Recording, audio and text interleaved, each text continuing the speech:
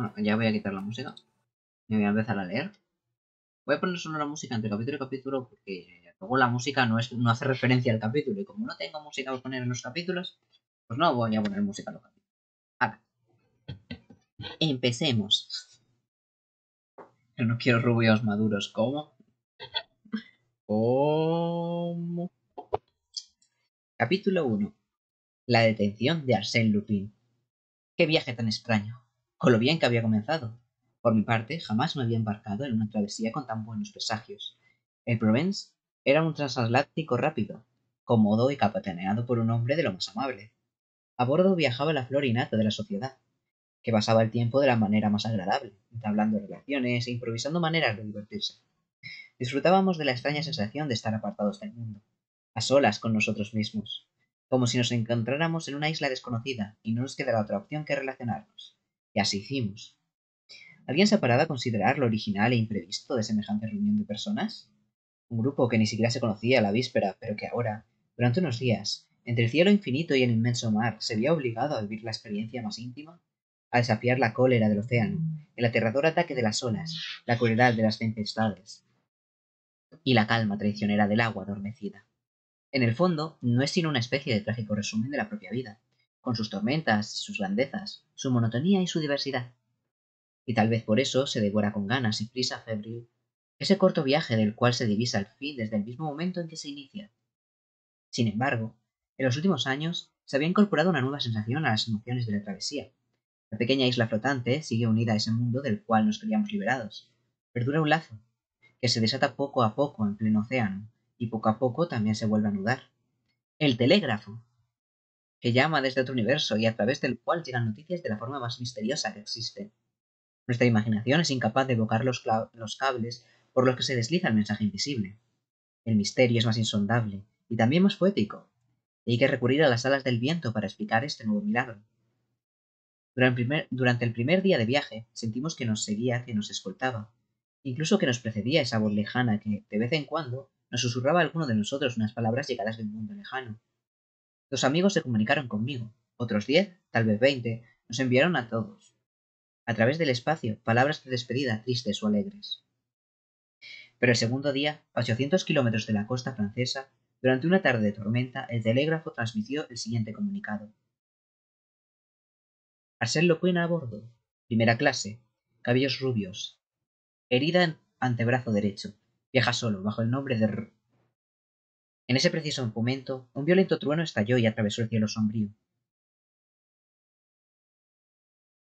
Las ondas eléctricas se cortaron. El resto del comunicado no llegó. Del nombre bajo el cual Arsène Lupin se ocultaba, solo sabíamos la inicial. De haberse tratado de otra noticia, no dudo en absoluto que el operador telegráfico y los oficiales de la embarcación habrían guardado escrupulosamente el secreto, pero hay acontecimientos que escapan de la discreción más rigurosa. Aquella misma noche, sin que nadie pudiera explicar cómo la noticia se había propagado, todos los pasajeros sabíamos que el famoso Arsène Lupin se escondía entre nosotros.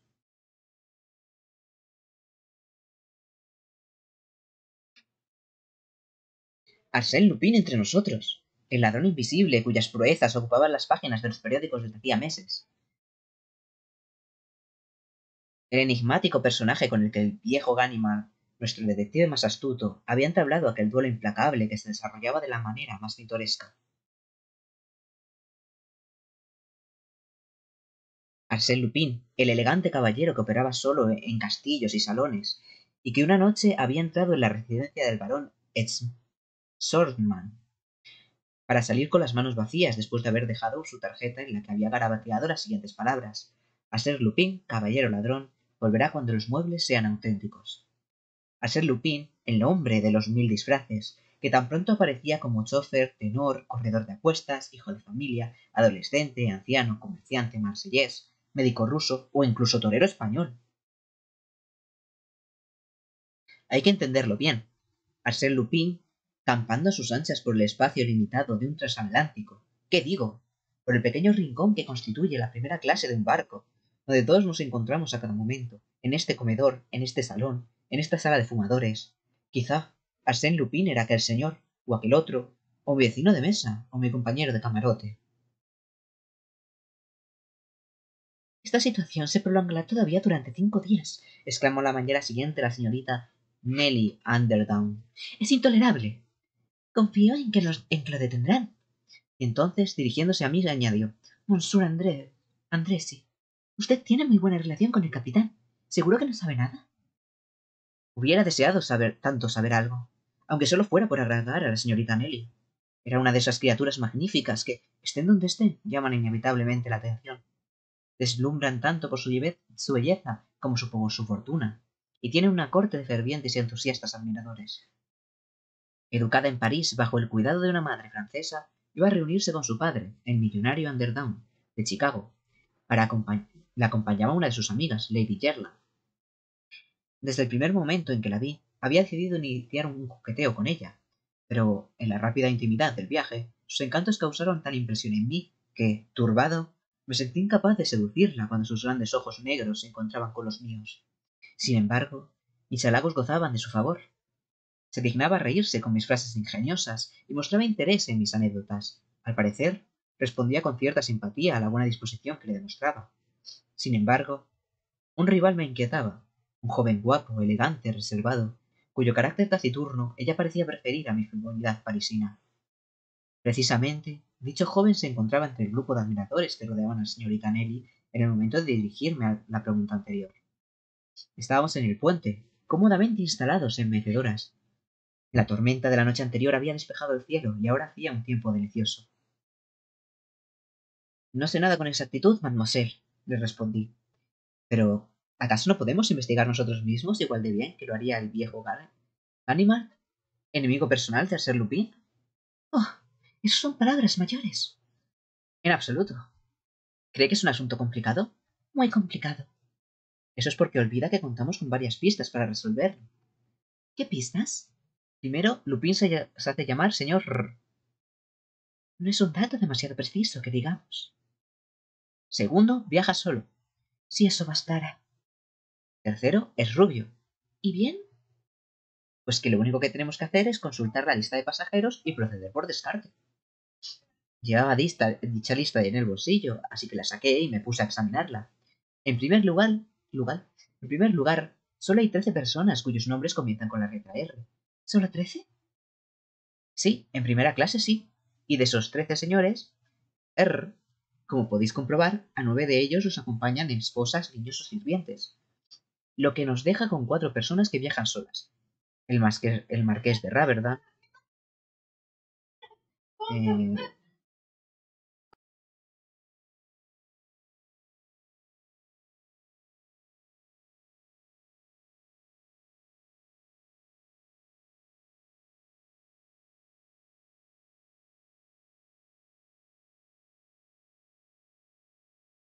perdón, ya regresé. A ver. Lo conozco. Es el secretario de la embajada, interrumpió la señorita Nelly. El comandante Rawson. Es mi tío, comentó alguien. El señor Rivolta. Presente, exclamó alguien entre nosotros.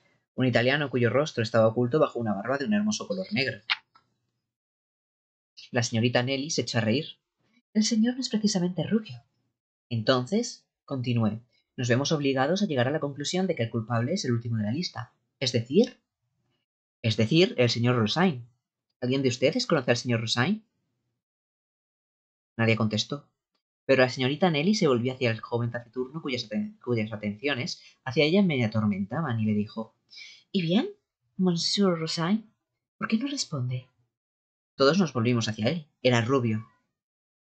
Debo confesar que sentí un pequeño sobresalto, y el molesto silencio que cayó sobre nosotros indicaba que los otros asistentes a aquella escena también sintieron esa angustia. Sin embargo, la idea era absurda, porque no había nada que levantara ninguna sospecha en el porte de aquel caballero. ¿Que por qué no responde? Dijo. Pues porque, teniendo en cuenta cómo me llamo, que viajo solo, y el color de mi pelo, he llegado a la misma conclusión que ustedes. Opino que deberían arrestarme. Tenía un aspecto extraño al pronunciar esas palabras. Sus labios, delgados como dos trazos inflexibles, se afinaron todavía más y palidecieron. Sus ojos estaban veteados por unos hilillos de sangre. Por supuesto, estaba bromeando, pero su apariencia y actitud nos impresionaron. Le falta la herida del brazo, comentó la señorita Nelly ingenuamente. Es cierto, me falta la herida, contestó él. Con un gesto nervioso se subió a la manga y nos mostró el brazo. Sin embargo, enseguida me di cuenta de algo. La señorita Nelly y yo intercambiamos una mirada. El hombre había enseñado el brazo izquierdo. Estaba a punto de comentarlo cuando otro incidente desvió nuestra atención. Lady Herla, la amiga de la señorita Nelly, llegó corriendo en ese preciso instante. Estaba visiblemente alterada. Nos apiñamos a su alrededor y con gran esfuerzo logró balbucear: «Mis joyas, mis perlas, se lo han llevado todo». Pero no se lo habían llevado todo.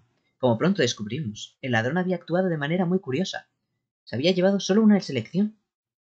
La estrella de diamantes, el colgante con incrustaciones de rubí, las pulseras y los collares rotos conservaban las piedras más grandes, pero les habían quitado las más finas y preciosas, aquellas de mayor valor y que ocupaban menor espacio. Las monturas seguían sobre la mesa. Allí las vi, como todos, despojadas de sus joyas como si fueran flores con los hermosos pétalos de colores arrancados. Y para cometer semejante robo durante la hora en que Lady Jerland tomaba el té, en pleno día y en un pasillo muy concurrido, había sido preciso forzar la puerta del camarote, buscar una pequeña bolsa escondida en el fondo de una sombrerera, abrirla y hacer la selección. El grito fue unánime entre nosotros. Todos los pasajeros llegaron inmediatamente a la misma conclusión en cuanto al robo. Era obra de Arsène Lupin, y con razón, pues ese era su modus operandi, complicado, misterioso, inconcebible, pero lógico, al fin y al cabo, puesto que, de haberse llevado todas las joyas, habría resultado difícil ocultar el gran volumen del botín, pero si llevaba solo las pequeñas piedras por separado, perlas, esmeraldas, zafiros, el problema disminuía considerablemente. A la hora de la cena, los asientos a la derecha y a la izquierda de Rosain permanecieron vacíos. Durante la noche nos enteramos de que el capitán había requerido su presencia. Su detención, algo que nadie ponía en duda, produjo un verdadero alivio. Por fin respirábamos tranquilos.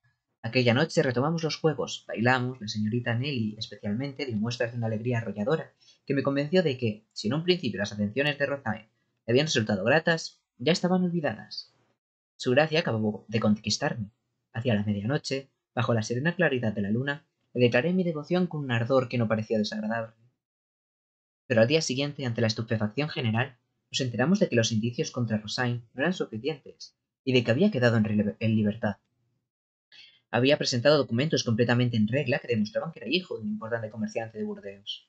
Además, en sus brazos no había ni rastros de ninguna herida. Papeles, partidas de nacimiento. Arsène Lupin puede presentar todas las que quiera, clamaban los enemigos de Rosain. Y en cuanto a la herida, lo que ocurre es que en realidad no sufrió ninguna, o bien la marca ha desaparecido.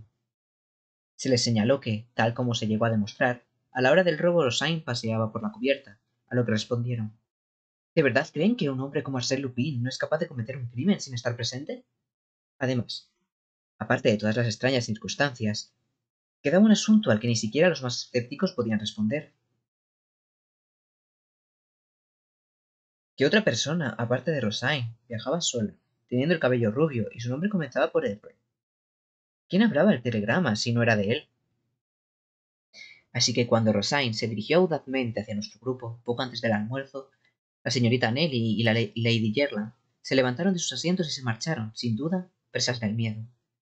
Una hora más tarde, una circular escrita a mano iba pasando entre la tripulación, los marineros y los viajeros de todas las clases.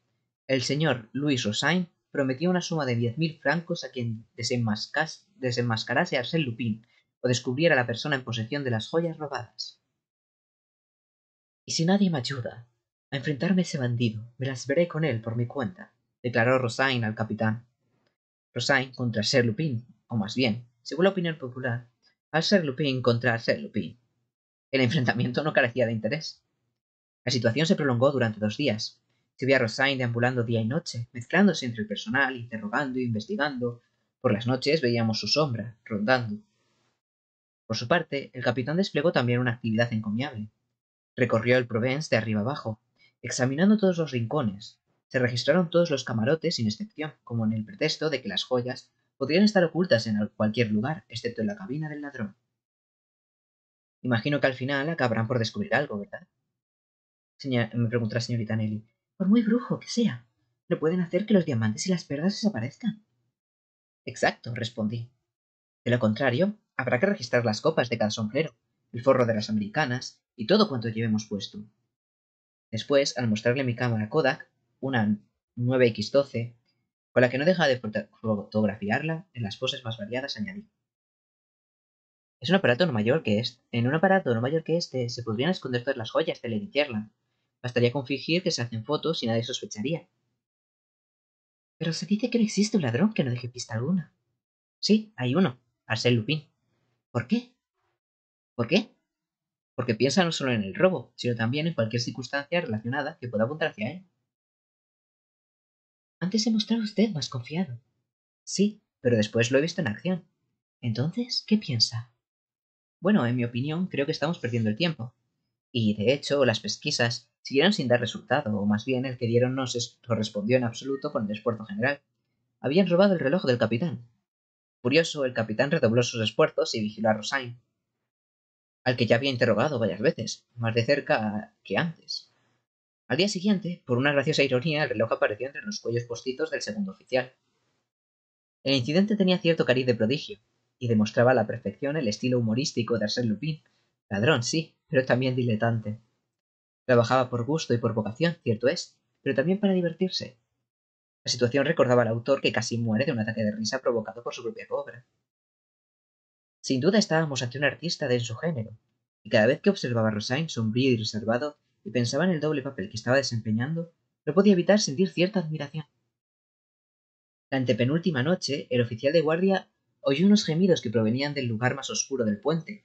Se acercó y encontró a un hombre allí tendido, con la cabeza envuelta en una gruesa bufanda gris y las manos atadas con una delgada cuerda. Desataron al hombre, lo ayudaron a incorporarse y le ofrecieron los cuidados oportunos. Era Rosain, a quien, en una de sus expediciones, habían agredido, atado y robado.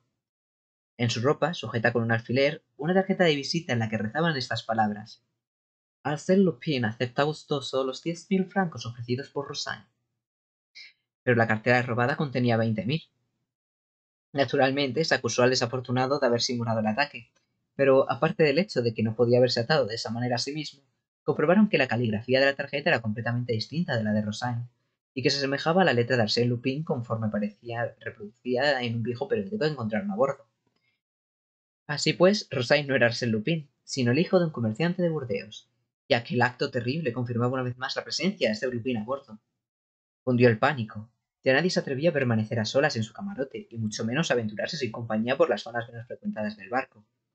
Los pasajeros se agrupaban por seguridad, y sin embargo, a pesar de la cercanía física, a los conocidos más íntimos les separaba un sentimiento mutuo de desconfianza. Y es que la amenaza no la presentaba un individuo aislado, y por dicha razón menos peligroso.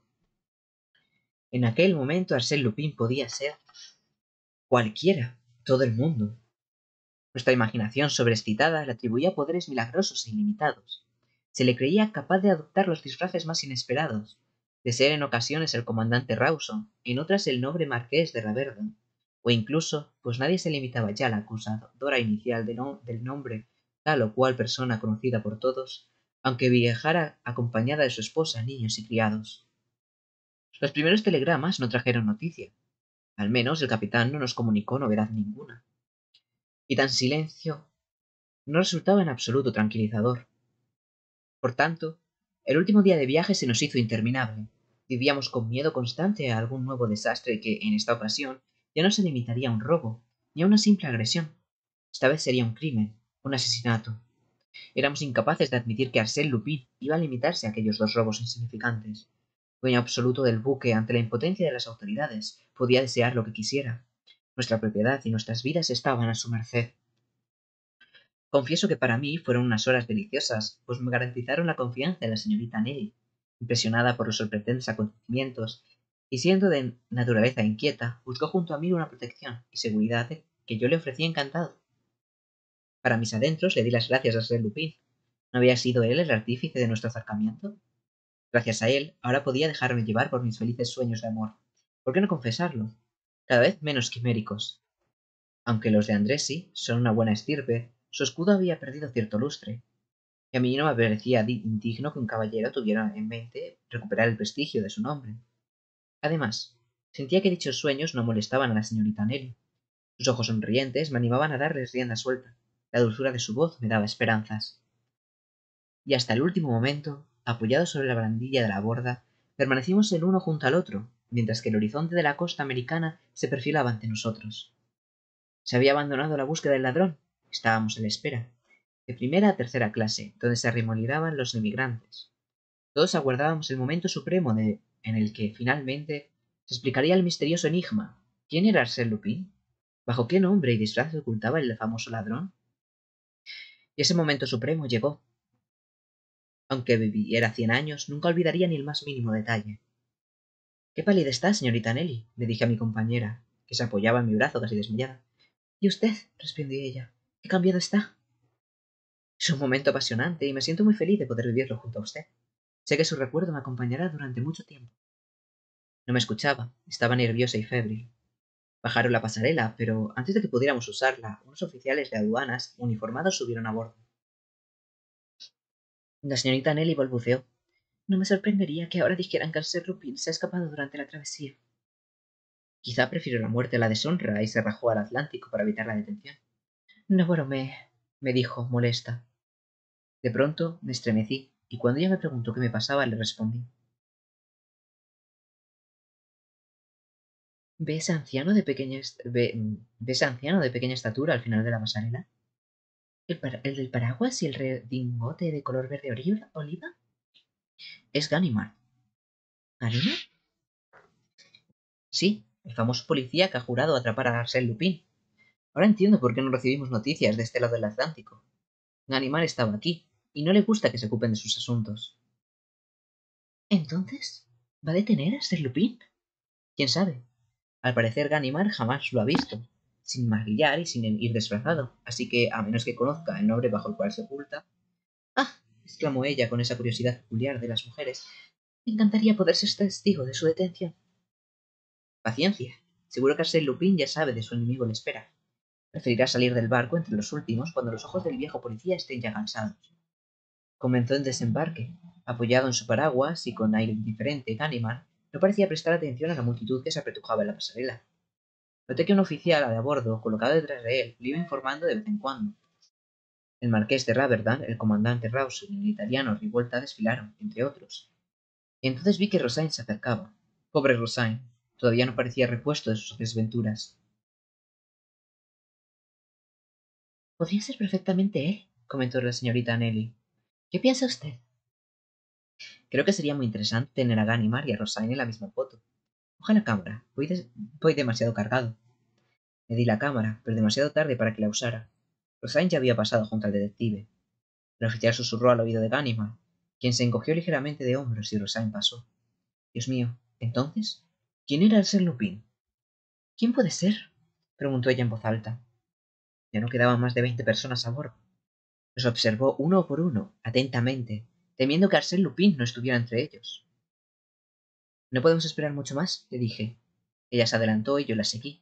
Sin embargo, no habíamos dado ni 10 pasos cuando Ganimard se interpuso en nuestro camino y se impidió continuar. «¿Qué ocurre?», pregunté. «Un momento, señor. ¿Qué prisa tiene?». Acompañó a la señorita. «Un momento», repitió, en tono autoritario. Me observó detenidamente, y luego, clavando sus ojos en los míos, me dijo: «Arsène Lupin. Arsène Lupin, ¿verdad?». Me eché a reír. «No. Bernard de Andressy». Bernard de Andressy murió hace 3 años en Macedonia. Sí, si Bernard de Andressy estuviera muerto, no estaría aquí, pero no es el caso. Aquí están mis papeles. Sí, son los papeles de Andressy, pero será un placer para mí explicarle cómo han llegado a su poder. Pero, ¿qué locura es esta? Arsène Lupin navega bajo el nombre de R. Sí, otro de sus trucos, una pista falsa para despistar. Eres muy listo, muchacho, pero esta vez la suerte se ha puesto en tu contra. Venga, Lupin, demuéstranos que te lo puedes tomar con deportividad. Dudé un momento, después me propinó un fuerte golpe en el brazo derecho y lancé un grito de dolor. Me había dado en la herida, todavía sin curar, que mencionaba el telegrama. No quedaba otra opción que resignarse. Me di la vuelta hacia la señorita Nelly. Lo había oído todo y estaba lívida, vacilante. Su mirada se encontró con la mía. Luego la bajó hacia la cámara de fotos que le había entregado. Hizo un gesto brusco y tuve la sensación de que acababa de entenderlo todo. Sí, allí estaban. Entre los estrechos pliegues del cuero negro y granulado, entre los huecos de aquel pequeño objeto que había tenido la precaución de depositar en sus manos antes de que Ganimard me detuviera. Allí se escondían los 20.000 francos de Rosain y las perlas y los diamantes de Lady Gerland. Juro que en ese momento solemne, cuando Ganimard y 2 de sus agentes me rodearon, todo me era indiferente. Mi detención, la hostilidad de los demás, todo, excepto una cosa. La decisión que tomaría la señorita Nelly con respecto a lo que le acababa de confiar. No tenía duda alguna de que era una prueba material y concluyente, pero ¿decidiría la señorita Nelly presentarla? ¿Me traicionaría? ¿Procedería como un enemigo que no perdona? ¿O bien como una mujer con recuerdos, cuyo desprecio se ve suavizado por sentimientos de indulgencia y por una simpatía involuntaria? Pasó ante mí. Yo le saludé sin una palabra. Avanzó por la pasarela y se confundió con los otros pasajeros, con mi Kodak en la mano. Sin duda, pensé, no se atreve. No públicamente. La entregaré en una hora, en un instante. Pero al llegar a la mitad de la pasarela, con un movimiento torpe y mal disimulado, dejó caer la cámara al agua entre la embarcación y el muelle. Luego la vi alejarse. Su bella silueta se mezcló con la multitud, apareció y desapareció de nuevo por última vez. Todo había terminado, para siempre. Por un instante me quedé inmóvil, triste, y a la vez invadido por una dulce ternura. Después, para gran asombro de Ganimard, suspiré. Qué lástima que no sea un hombre honesto. Fue así como, en una tarde de invierno, Arsène Lupin me contó la historia de su detención. Los diversos incidentes que plasmaré más tarde han establecido entre nosotros ciertos lazos que podrían considerarse amistosos. Sí, me atrevería a decir que Arsène Lupin me honra con su amistad, y que gracias a esa amistad se presenta a veces en mi casa de improviso, llenando el silencio del gabinete donde trabajaba con una alegría juvenil y con el resplandor de su vida ardiente, con el buen humor de un hombre para quien el destino no guarda más que favores y sonrisas. ¿Su retrato? ¿Cómo describirlo? Lo he visto 20 veces y cada una de ellas era una persona diferente, o, mejor dicho, el mismo ser, pero reflejado en 20 espejos, ofreciendo otras tantas imágenes deformadas, cada una con sus ojos particulares, sus facciones especiales, su gesto propio, su silueta y su carácter.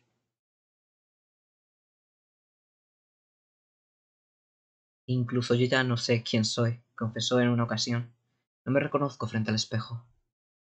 Genialidad y paradoja, sin duda, pero también verdad para con aquellos que se tropiezan con él y que ignoran sus recursos infinitos, su paciencia, su arte para maquillarse, sus facultades prodigiosas para transformar hasta las proporciones de su rostro y alterar incluso la relación existente entre sus rasgos. ¿Por qué debería tener una apariencia definida? Añadió. ¿Por qué no evitar el peligro de una personalidad que siempre es la misma? Mis actos me definen lo suficiente. Y a continuación, con un toque de orgullo, precisó: si nadie puede decir con absoluta certeza, este es Arsène Lupin, mejor. Lo esencial es que puedan decir sin temor a equivocarse. Esto es obra de Arsène Lupin. Son algunos de sus actos, algunas de sus aventuras, lo que trata de reconstruir, de acuerdo a las confidencias que generosamente compartió conmigo varias tardes de invierno, en el silencio de mi gabinete. Y ahí se acabó el capítulo 1. Me gusta, me parece correcto. Me gusta cómo está escrito. Me gusta. Solo voy a decir que me gusta. Suena curioso. Me interesa. Me llena de orgullo y satisfacción. Bueno,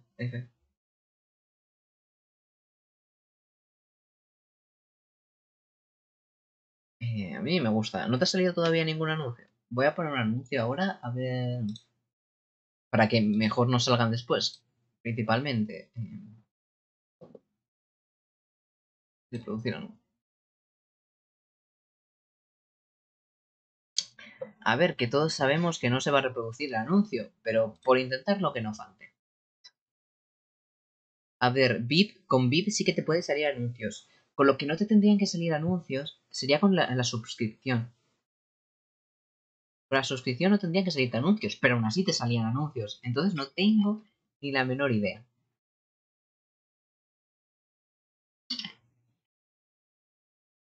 Yo ya ha llegado un momento, sinceramente, en el que yo ya dejo que exista. Twitch existe, yo existo y convivimos en un mismo espacio. Es lo único que pasa aquí. Ay, no he grabado esto. Bueno, nada. Luego tendré que editar. No quiero tener que editar. Oh. Bueno, no pasa nada. F en el chat. F en el chat. Existimos juntos. Sí, porque no le he dado a grabar cuando he empezado la lectura. Entonces tengo que descargarme el capítulo, quitar toda la charla que había antes y ya pues poner... Hombre, Norza, hola. No sabía que estabas por aquí. No sé si acabas de llegar o estabas atendiendo a la lectura. ¿Qué tal estás? Coméntame, que claro, que como llegas y no me saludas, solo me dices Fs.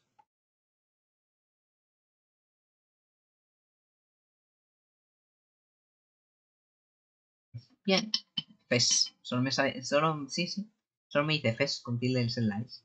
Vale, ya, jo. Pues te has saltado el primer capítulo del libro. Suena interesante el libro, me gusta, está bien. Te invito a quedarte en el segundo y ya leerás el primero. No sé si tienen que ver el uno con uno. Mejor que ayer y peor que mañana. Bueno, sí, vamos avanzando y poco a poco se va avanzando. Yo, pues me voy a agobiar este verano. Entre el calor que va a hacer y que no voy a salir de mi casa, pues vamos bien. Pero bueno, eh, voy a seguir con el segundo capítulo ya. Porque hemos estado 40 minutos aquí hablando al principio del directo. Y ya son pasadas las 12. No quiero terminar el directo muy tarde porque quiero dormir. Y ese tipo de cosas, porque mañana tengo que hacer cosas. Estudiar principalmente y morirme en el intento.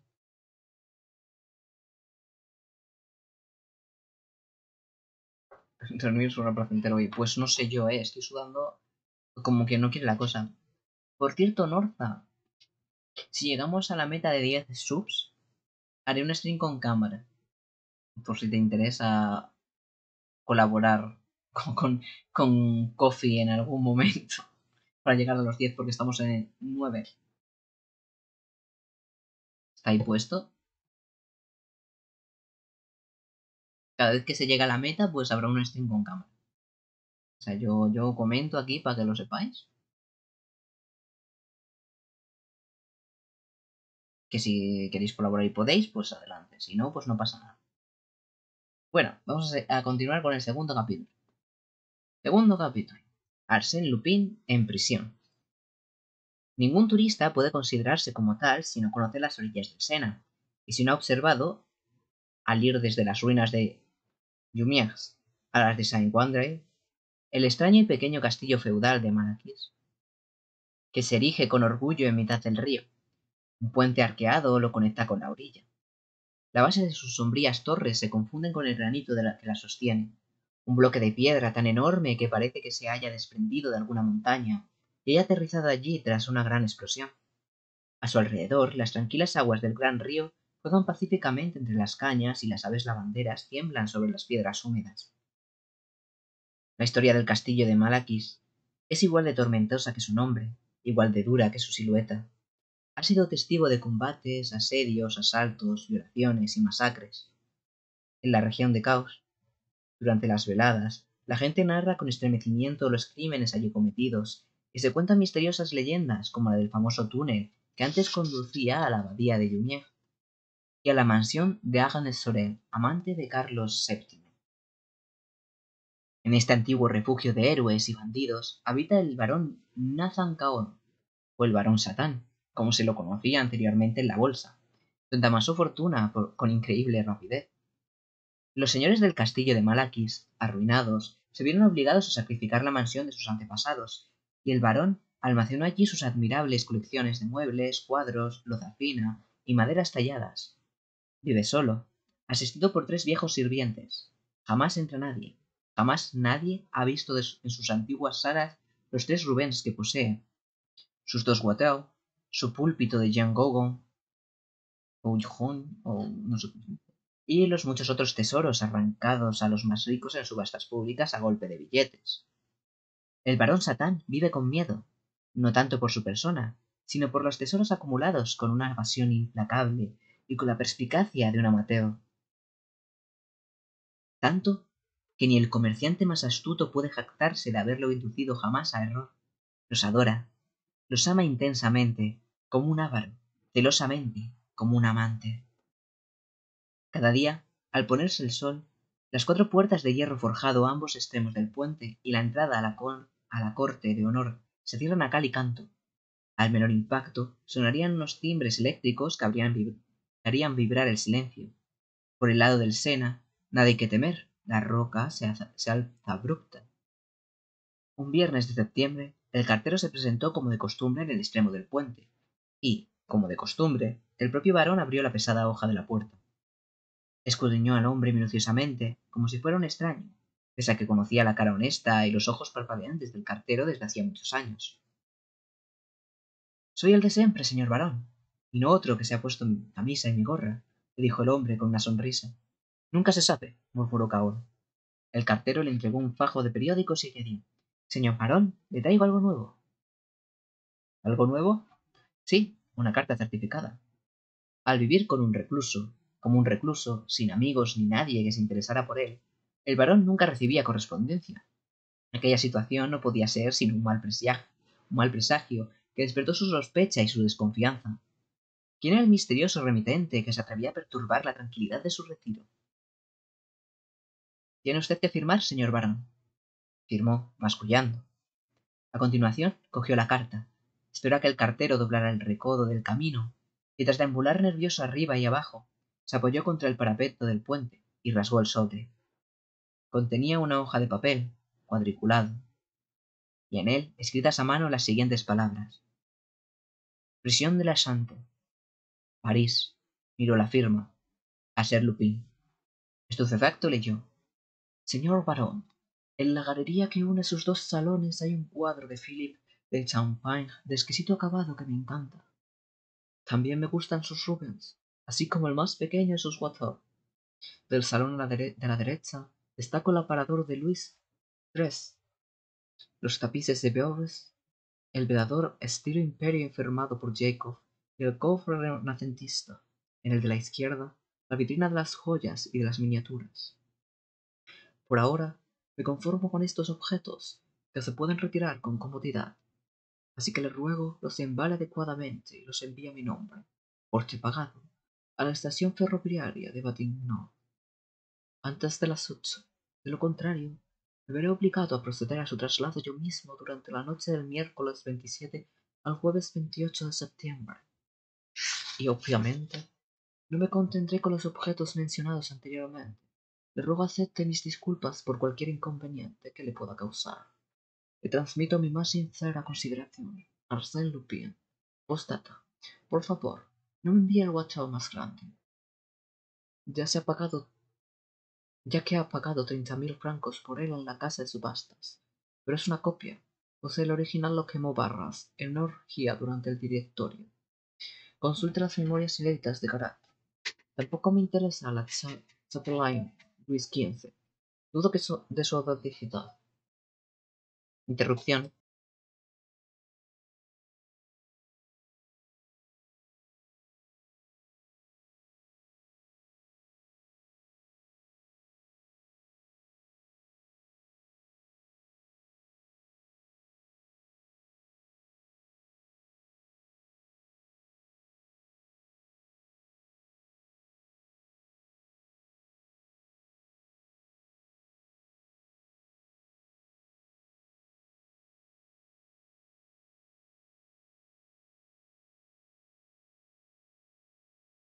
Vale, ya estoy de vuelta.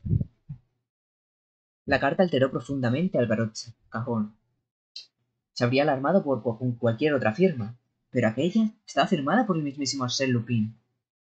Como lector habitual de los periódicos, estaba al corriente de lo que acontecía en el mundo en lo que respectaba a robos y crímenes, y, por lo tanto, conocía bien las hazañas del infernal ladrón. Por supuesto, sabía también que Lupin, a quien su enemigo Ganimard arrestó en América, se hallaba actualmente preso, a la espera de ser procesado. ¿Y con qué condena? Sin embargo, también sabía que podía esperar cualquier cosa de Arsène Lupin.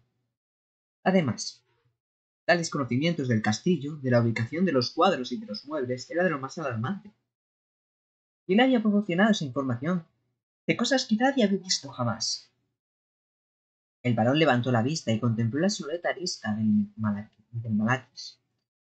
Su pedestal abrupto, el agua profunda que lo rodeaba, y se encogió de hombros.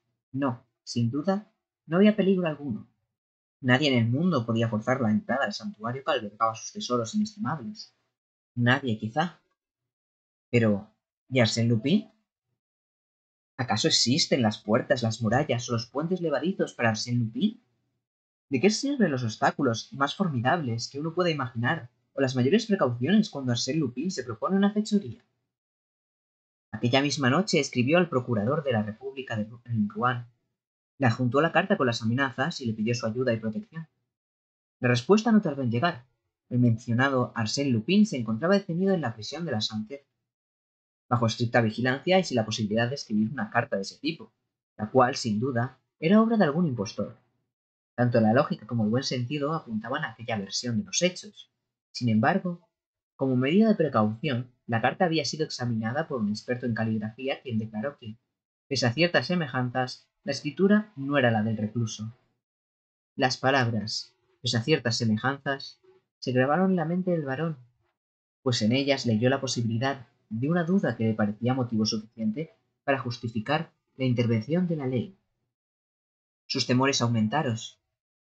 Leyó la carta una y otra vez. Me veré obligado a proceder a su traslado yo mismo. Aquella fecha exacta, la noche del miércoles 27 al jueves 28 de septiembre. Atormentado por las sospechas y apesadumbrado, el barón no se había atrevido a comentar el asunto con sus criados, cuya devoción no le parecía de lo más sólida. Sin embargo, por primera vez en muchos años, sentía la necesidad de hablar, de buscar consejo, abandonado por la justicia de su país, sintiéndose incapaz de defenderse por sus propios medios. Estuvo a punto de ir a París para contratar a los servicios de algún viejo policía. Transcurrieron 2 días, y al tercero se llenó de esperanza y alegría al leer el periódico.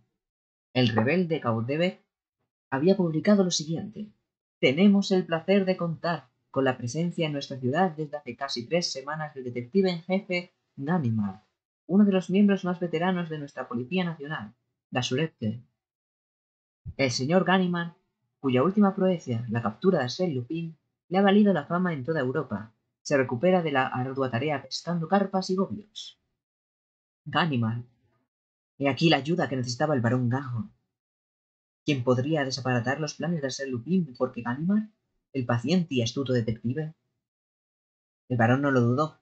La ciudad de Caudebec estaba a solo 6 kilómetros del castillo, poca distancia para un hombre que aceleraba el paso animado por la esperanza.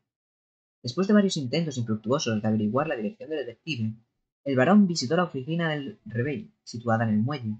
Allí encontró al redactor del artículo, quien se acercó a la ventana y le dijo: «¿Ganimard? Lo encontrará en el muelle, caña de pescar en mano. Fue allí donde yo también lo encontré, y la casualidad hizo que viera su nombre grabado en la caña. Mire, es aquel buen señor de allí, bajo los árboles del paseo». ¿El del rebimbote y el sombrero de paja? Exacto. Es un tipo extraño y un tanto rudo, de pocas palabras. 5 minutos después, el barón se acercaba al famoso Ganimard.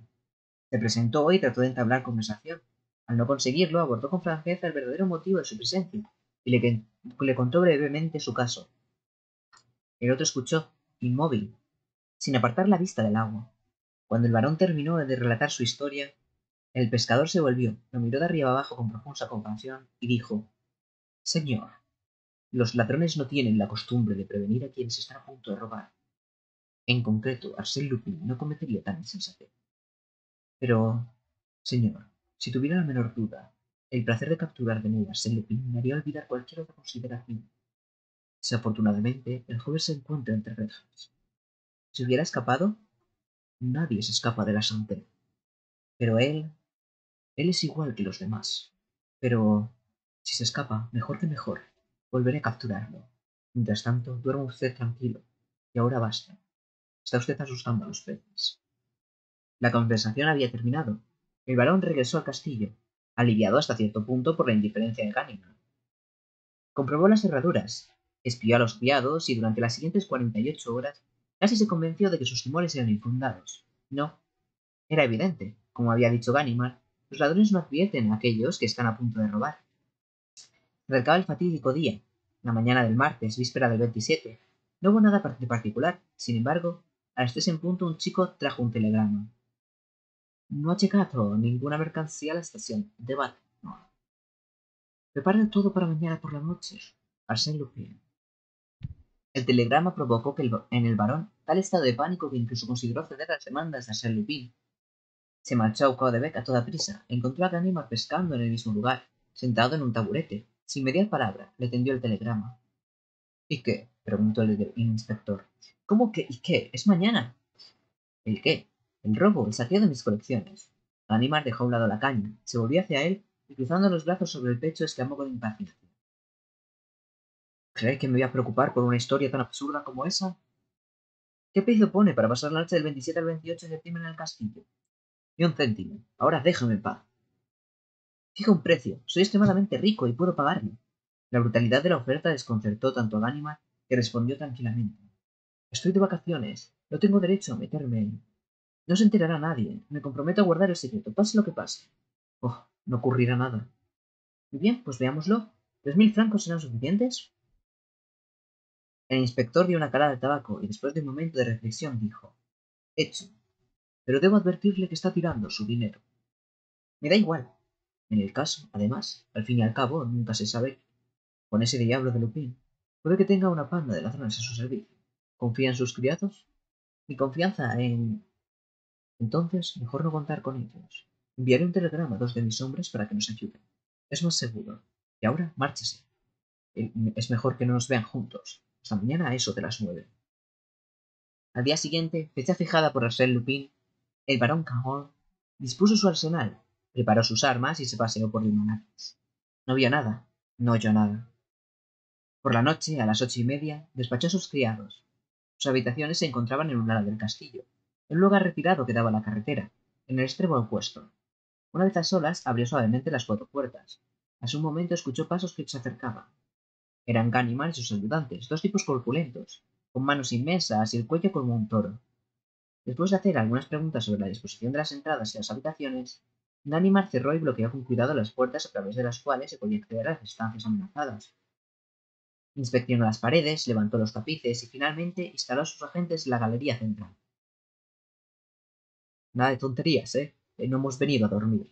Ahora mismo hay una señal de alarma, abrir las ventanas del patio y llamarme. Prestad atención también al lado que da el río. 10 metros de precipicio no suponen obstáculo para diablos de ese calibre. Encerró allí a sus agentes, se llevó las llaves y le dijo al barón: Y ahora, a nuestro puesto. Para pasar la noche había elegido un pequeño cuarto situado en las gruesas murallas entre las 2 puertas principales, y que, en el pasado, había sido el cuarto del centinela. Una mirilla se abría sobre el puente y otra sobre el patio. En una esquina se distinguía algo que parecía un pozo. Si no me equivoco, señor barón, me dijo que este pozo era la única entrada subterránea al castillo, y que lleva cerrado desde tiempos inmemoriales. Sí. Entonces, a menos que haya alguna otra entrada que solo conozca Arsène Lupin, algo que veo difícil, podemos estar tranquilos. Colocó 3 sillas juntas, se tendió cómodamente sobre ellas, se encendió la pipa y suspiró. En realidad, barón, me siento algo avergonzado por aceptar su dinero para llevar a cabo una tarea tan elemental como esta.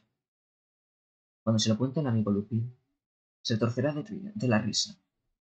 Pero el barón no se rió. Atento a cualquier sonido, interrogaba el silencio con creciente inquietud. De vez en cuando se inclinaba sobre el pozo y lanzaba una mirada ansiosa al agujero.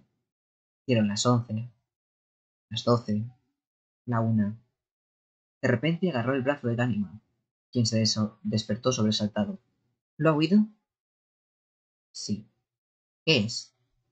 Mis ronquidos. No, no es eso, escuche. Ah, sí.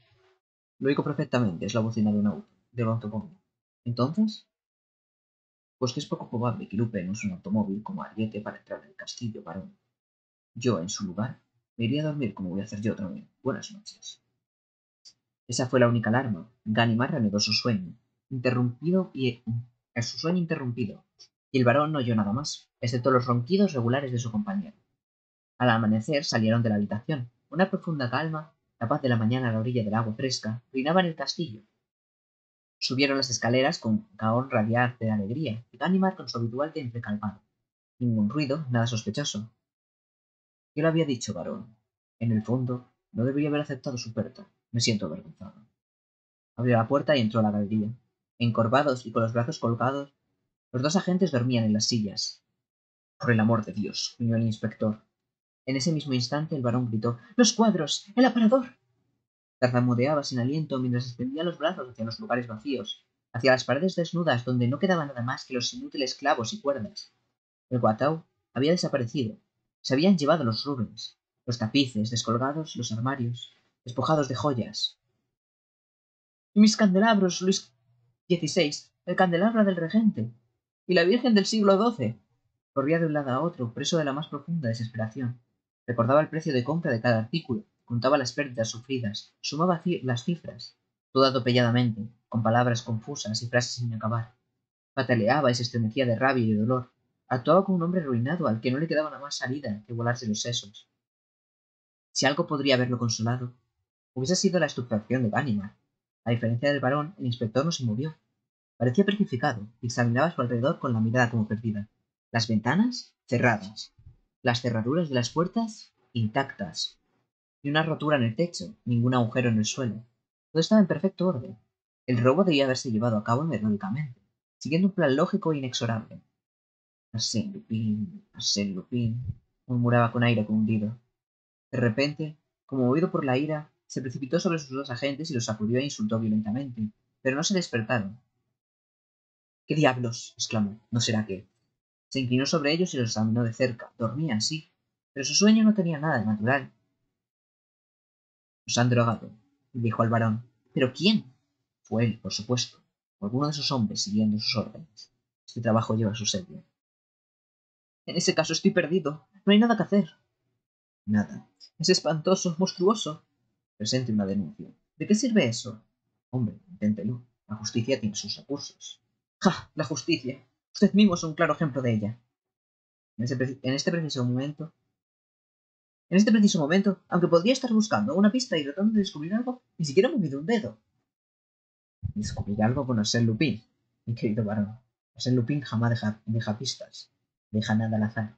A veces creo que, en América, se puso en mi camino voluntariamente y me permitió detenerlo.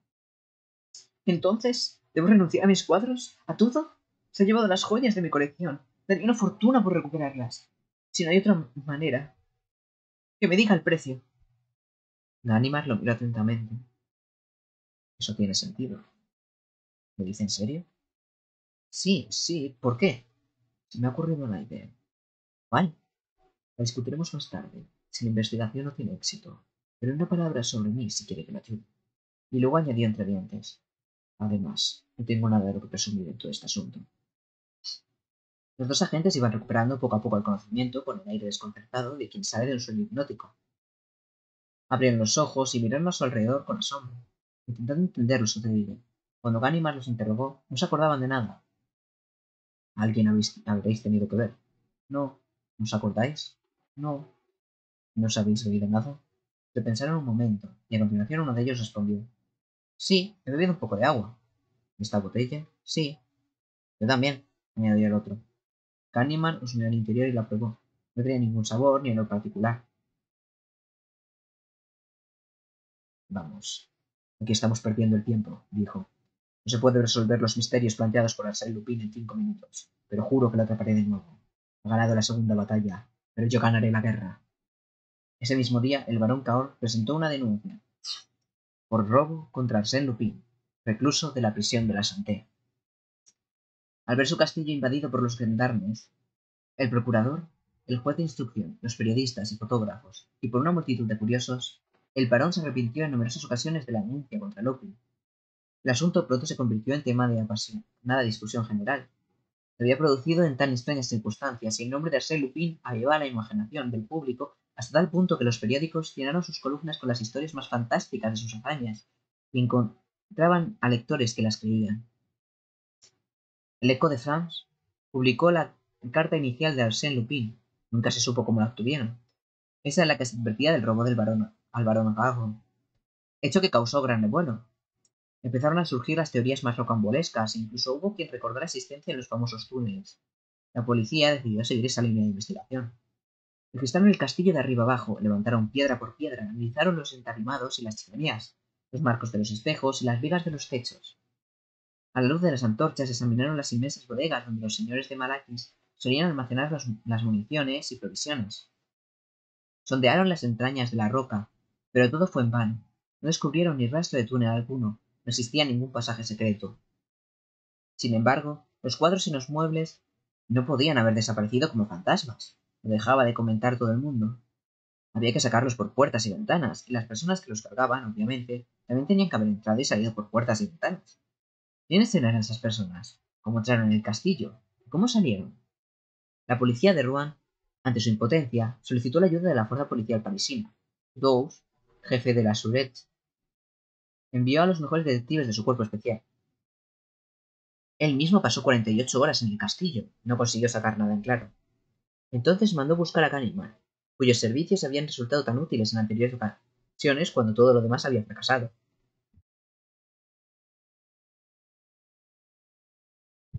Ganimard escuchó con atención las instrucciones de su superior y luego, negando con la cabeza, dijo: En mi opinión, es inútil registrar el castillo. La solución se encuentra fuera. ¿Dónde? En Arsène Lupin. ¿Arsène Lupin? Para aceptar esa teoría deberíamos admitir su intervención en el robo. Así es. De hecho, considero que es una posibilidad bastante probable. Venga, Ganimard, eso es absurdo. Arsène Lupin está en la cárcel. Sí, Arsène Lupin está en la cárcel, vigilado. En eso estoy de acuerdo. Pero ya puede llevar grilletes en los pies, tener las muñecas atadas con cuerdas y estar amordazado. Que seguiré pensando lo mismo. ¿Y por qué esa obstinación? Porque Arsène Lupin es la única persona con suficiente calibre para idear y llevar a cabo un plan de esta magnitud. Eso no son más que palabras, Ganimard. Es la verdad. No sirve para nada buscar túneles, piedras que esconden puertas y ese tipo de tonterías. Nuestro individuo no emplea métodos o anticuados. Trata de alguien de nuestro tiempo, incluso da un paso más allá. Entonces, ¿cuál es su conclusión? Mi conclusión es que quiero pedirle permiso para pasar una hora con él. ¿En su celda? Sí. Durante el viaje de regreso de América, hicimos muy buenas migas. Me debería decir que siente cierta simpatía por la persona que logró detenerle. Si puede informarme, sin comprometerse, no dudaré en hacer que mi visita no sea en vano. Era mediodía pasado cuando condujeron a Ganimard a la celda de Arsène Lupin. Acostado en la cama, Lupin levantó la cabeza y lanzó un grito de alegría. ¡Ah! ¡Menuda sorpresa ver a mi querido Ganimard! El mismo que viste y calza. En mi retiro elegido deseaba muchas cosas, pero ninguna tanto como recibirte aquí. Muy amable de tu parte. No, en absoluto. Sabes que te tengo en la más alta estima. Me alegro.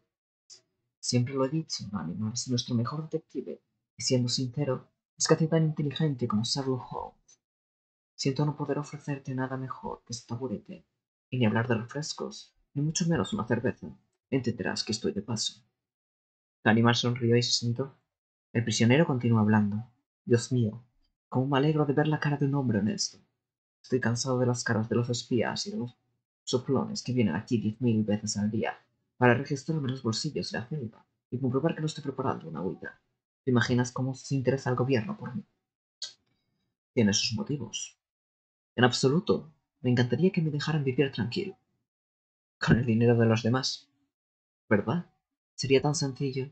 Pero bueno, yo no paro de decir tonterías y tú seguramente tendrás prisa. Vamos al grano, Canimón. ¿A qué debo el honor de esta visita? El caso Cajón, respondió Ganimard sin rodeos. Un momento.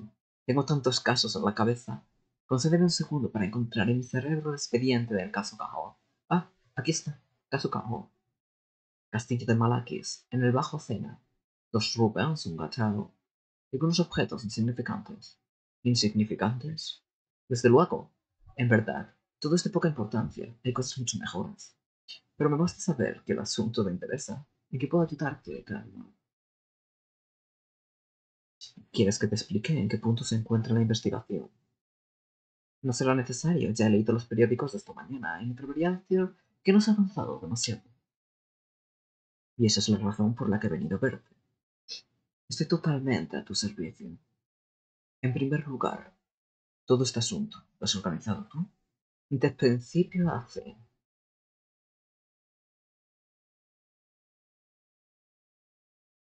La carta con el aviso, el telegrama, todos míos. Guardo los recibos en algún sitio.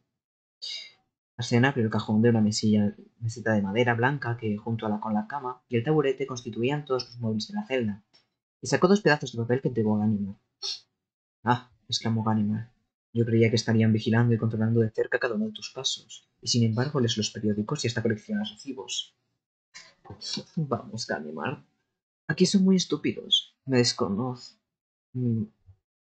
descosen el forro de la ropa, examino las suelas de mis zapatos, compruebo las paredes de mi celda. Pero no se les ocurre que Arsène Lupin no es tan pronto como para elegir una escolta tan simple. Ya contaba con eso. Qué gracioso, exclamó Ganymer, divertido. Me desconciertas. Venga, cuéntame la aventura.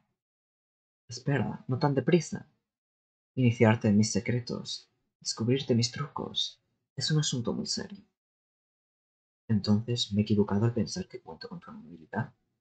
No, Ganimard, y ya que insistes. Arsène Lupin recorrió la celda 2 o 3 veces y luego se detuvo. ¿Qué opinas de mi carta al barón? Preguntó. Creo que los eché por diversión, para presumir. Ah, para presumir. Venga, Ganimard. Pensaba que me conocías mejor. ¿De verdad crees que yo, Arsène Lupin, perdería el tiempo en tales banalidades? ¿Crees que había escrito esa carta si hubiera podido desvalijar al barón sin escribirlo? Quiero que entiendas tú y todo el mundo que la carta era el punto de partida indispensable, el motor que puso toda la maquinaria en movimiento. Veamos, vayamos por orden y, si lo deseas, preparemos juntos el robo del castillo de Malakis. Te escucho.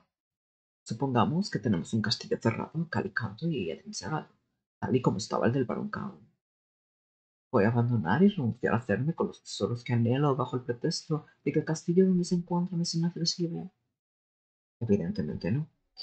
¿Trató de asaltar el castillo liderando una banda como lo hicieron antaño? Eso sería una insensatez. ¿Me cuelo sigilosamente? Imposible. Pues solo queda una manera, la única en mi opinión.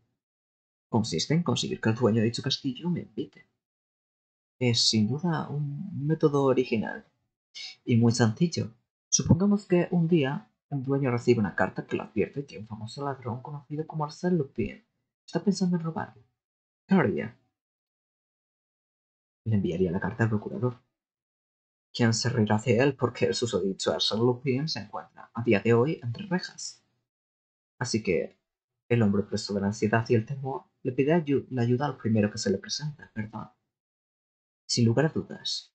¿Y si resulta que lee en un periódico que un famoso detective está pasando las vacaciones en un pueblo vecino? Acudirá ese policía. Tú lo has dicho.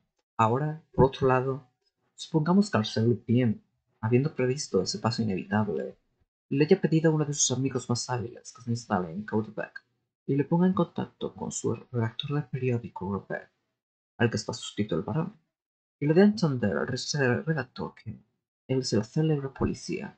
¿Qué ocurriría entonces? Que el redactor anunciará que en el releer la presenta en Caudebec y mencionada policía. Perfecto. Y entonces sucederá una de estas dos cosas. O bien el pez, me refiero a Cagou, no muerde el anzuelo y entonces no sucede nada. O bien, lo que es más probable, se lo traga entero y corre a ver al policía. Así que ahí tienes al barón Cagou implorando la ayuda de uno de mis amigos contra mí. Esta historia es cada vez más original. Por supuesto, al principio el falso policía se niega a prestar la ayuda. Luego llega el telegrama de Arsène Lupin. El barón, asustado, vuelve a acudir a mi amigo y le ofrece una suma de dinero para que vele por su seguridad. Mi amigo acepta y lleva consigo a 2 miembros de nuestra banda, quienes durante la noche, mientras Cahors está bajo la atenta mirada de su protector, retiran los objetos a través de la ventana y los bajan con cuerdas hasta una bonita lancha fletada para la ocasión, tan sencillo como el propio Lupin. Es ridículamente maravilloso, exclamó Kahneman. No soy capaz de encontrar elogios suficientes para alabar la audacia del plan y el ingenio de sus detalles.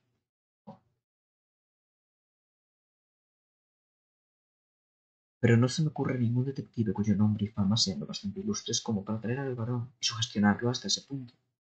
Solo hay uno, solo uno. ¿Quién? El más ilustre de todos, el enemigo personal de Sir Lupin, en definitiva, el inspector Ganimard. Yo, tú mismo, Ganimard. Y esto es lo mejor de todo. Si el varón decide hablar, descubrirás que no te quedará otra que detenerte a ti mismo, igual que hiciste conmigo en América. ¡Ja! ¡Qué venganza más cómica! He conseguido que Ganimard arreste al propio Ganimard. Arsène Lupin se rió con ganas. El detective, muy ofendido, se mordió los labios. La broma no le hacía ni pizca de gracia. La llegada de un guardia le dio a Ganimard la oportunidad de recomponerse.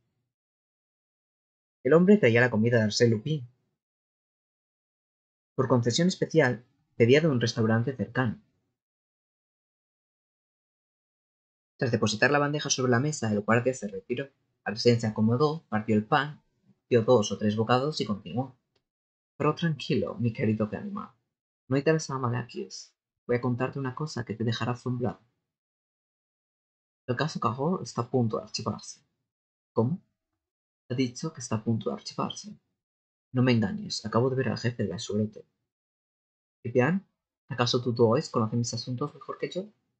Debes saber que Ganimard, bueno, perdóname, que el falso Ganimard mantiene una buena relación con el varón. Este último, y esa es la razón principal por la que no ha confesado nada, le ha encargado la muy delicada misión de negociar conmigo una transacción. En este mismo momento, y previo pago de cierta suma, es muy probable que el varón haya recuperado sus queridas bagatelas. A cambio, retirará la denuncia. Por lo tanto, al no haber ningún robo, las autoridades deberán abandonar el caso. Ganimard observó al detenido con un aire desconcertado. ¿Y cómo sabes tú todo eso? Acabo de recibir el mensaje que esperaba. ¿Acabas de recibir un mensaje? Hace un momento, querido amigo, por educación. No quería leerlo en tu presencia, pero si no me lo permites. ¿Estás burlando de mí, Lupin? Mi querido amigo, si eres tan amable, casca con cuidado ese huevo pasado por algo. Comprobarás con tus propios ojos que no me burlo de ti. Ganimard obedeció mecánicamente y rompió el huevo con ayuda de la hoja de cuchillo. Da un grito de sorpresa. La cáscara estaba vacía, excepto por un pequeño pedazo de papel azul. A petición de Arsène lo desenvolvió. Era un telegrama, o mejor dicho, parte de un telegrama del que se habían eliminado los sellos. Decía lo siguiente: acuerdo cerrado. 100.000 entregados, todo en orden. ¿100.000? Sí, 100.000 francos. No es mucho, pero ya sabes, son tiempos difíciles y tengo tantos gastos. Si supieras cuál es mi presupuesto, es como el de una gran ciudad. Ganimard se levantó, su mal humor había desaparecido. Reflexionó por un momento, analizando todo el asunto con la esperanza de descubrir su punto débil. Después, con un tono con el que indicaba claramente su admiración como experto, dijo: menos mal que no existen más hombres como tú. De lo contrario, la policía tendría que cerrar. Arsène Lupin adoptó un aire un tanto modesto y respondió: bah, uno tiene que distraerse y ocupar sus horas de ocio, especialmente porque solo podía llevar satisfactoriamente a cabo el golpe estando en prisión. ¿Cómo? Exclamó Ganimard. ¿Acaso el juicio, la defensa o la instrucción no son suficientes para distraerte? No, porque he decidido no estar presente en mi juicio. ¿Cómo dices? Arsène Lupin repitió con calma: no estaré presente en mi juicio. ¿De verdad? Mi querido amigo, ¿de verdad crees que voy a pudrirme aquí sobre la paja mojada? Me insultas. Arsène Lupin solo permanece en la cárcel el tiempo que le plazca, y ni un minuto más. Quizá hubiera sido más prudente no entrar en un primer momento. Fue el detective en tono irónico. ¿Me estás tomando el pelo? ¿No recuerdas quién tuvo el honor de detenerme? Debes saber entonces, mi respetable amigo, que nadie, ni siquiera tú, podría haberme puesto una mano encima si un asunto mucho más importante no hubiera distraído mi atención en aquel instante crítico. Me sorprendes. Una mujer a la que yo amaba me estaba mirando, Ganimard. ¿Entiendes acaso lo que significa el hecho de que te mire la mujer a que amas? Te juro que lo que ocurría a mi alrededor carecía de importancia, y por eso estoy aquí. Desde hace mucho tiempo, si me permites comentar. Al principio quería olvidar, no te ríes. Fue una aventura encantadora y todavía guardo un buen recuerdo. Además, soy un poco neurasténico. Llevamos un ritmo de vida febril en la actualidad. Es necesario saber cuándo parar y hacer una cura de aislamiento. Este lugar es perfecto para eso. Aquí, las curas se llevan a cabo con gran rigor. Arsène Lupin, Te estás burlando de mí, comentó Ganimard. Ganimard, respondió Lupin. Hoy estamos a viernes. El próximo miércoles iré a fumarme un puro a tu casa, en Rue Pérgoles, a las 4 de la tarde. allí te espero, Arsène Lupin. Se estrecharon la mano como dos viejos amigos que se respetan y se valoran, y el viejo policía se dirigió hacia la puerta. Ganimard. ¿Qué ocurre? Preguntó al volverse. Ganimard, se te olvida tu reloj. ¿Mi reloj? Sí, me lo he encontrado en el bolsillo. Se lo devolvió, disculpándose. Perdóname, es una mala costumbre que se hayan llevado el mío no es razón suficiente para que te quite yo el tuyo. Sobre todo porque aquí guardo uno del que no me puedo quejar, y que responde perfectamente a mis necesidades. Sacó del cajón un gran reloj de oro, compacto y manejable, con una pesada cadena del mismo metal. ¿Y eso? ¿De qué bolsillo procede? Preguntó Ganimard. Arsène Lupin examinó con indiferencia las iniciales grabadas en el reloj. J.P. ¿Quién eran estas iniciales? Ah, sí, ya me acuerdo. Jules Dupin, mi juez de instrucción. Un hombre encantador. Y ahí se acaba el capítulo. Sí, los capítulos son largos, pero A mí me hace mucha gracia este señor. Me encanta. Me encanta. Ya está. Me encanta.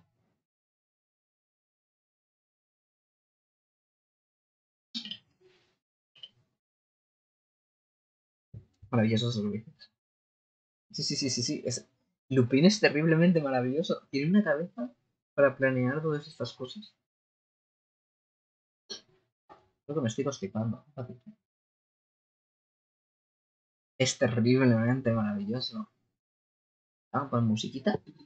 Así, mientras estamos aquí de chill.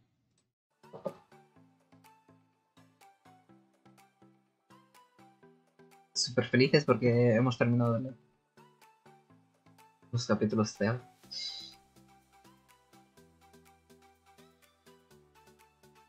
Bueno, ya no vamos a leer más, así que podemos dejar aquí el directo y nos vamos todos a dormir. Música chill, exactamente. Tope chill. Happy.